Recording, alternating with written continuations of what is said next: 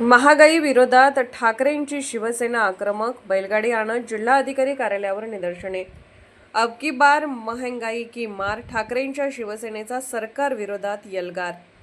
वाढत्या महागाईच्या मुद्द्यावरून ठाकरेंची शिवसेना आज नाशिकमध्ये आक्रमक झाली। जिल्हाधिकारी कार्यालयाबाहेर ठाकरेंच्या शिवसेनेच्या वतीने जोरदार निदर्शने करण्यात आली। अब की बार महंगाई की मार, यही है मोदी सरकार अशा घोषणांनी परिसर दणाणून सोडत केंद्र आणि राज्य सरकारचा निषेध करण्यात आला। वाढते इंधन दर, जीवनावश्यक वस्तूंच्या वाढलेल्या किमती आणि सर्वसामान्यांवर पडणारा आर्थिक बोजा या विरोधात कार्यकर्त्यांनी आंदोलन केले। यावेळी निदर्शकांनी प्रतिकात्मक स्वरूपात थेट बैलगाडी आणत सरकारच्या धोरणांवर टीका केली। इंधन दरवाढीमुळे सर्वसामान्यांचे कंबरडे मोडले असून सरकारला जनतेच्या प्रश्नांशी काहीही देणे घेणे राहिले नसल्याचा आरोप आंदोलनकर्त्यांनी केला।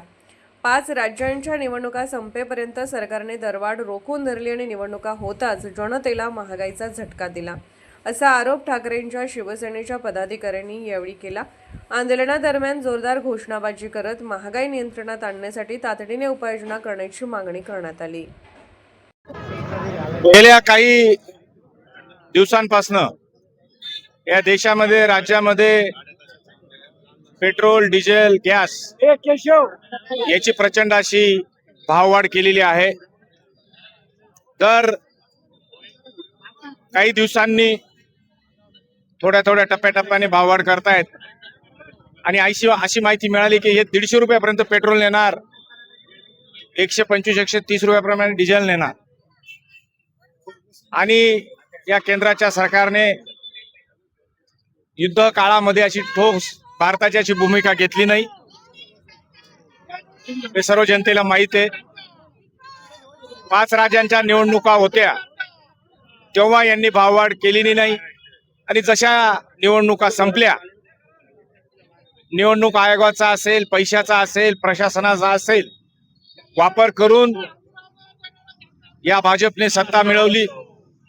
आताच पश्चिम बंगालमध्ये ममता दीदीचे एक मोठा गट फोडला आणि मग या देशामध्ये, राज्यामध्ये, प्रत्येक राज्यामध्ये आमदार फोडायचे, खासदार फोडायचे आणि ही छुपी हुकुमशाही सुरू झालेली आहे।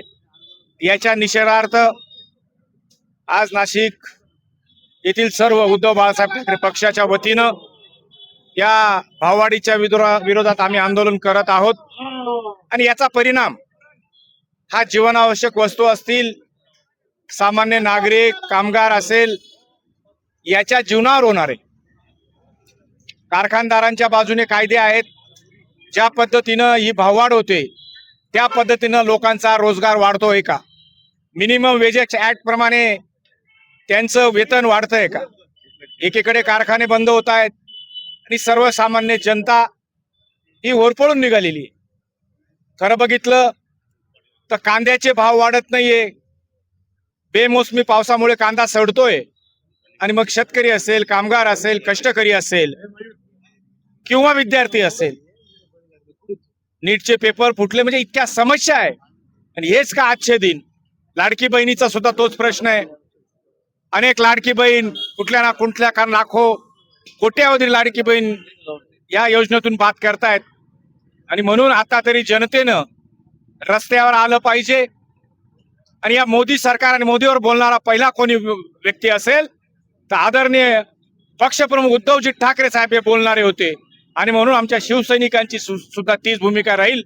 आणि येणाऱ्या काळामध्ये या सरकारच्या विरोधात, यांच्या पॉलिसीच्या विरोधात, यांच्या अन्यायाच्या विरोधात शिवसेना ही नक्कीच आम्ही रस्त्यावर उतरू आणि लढा देऊ।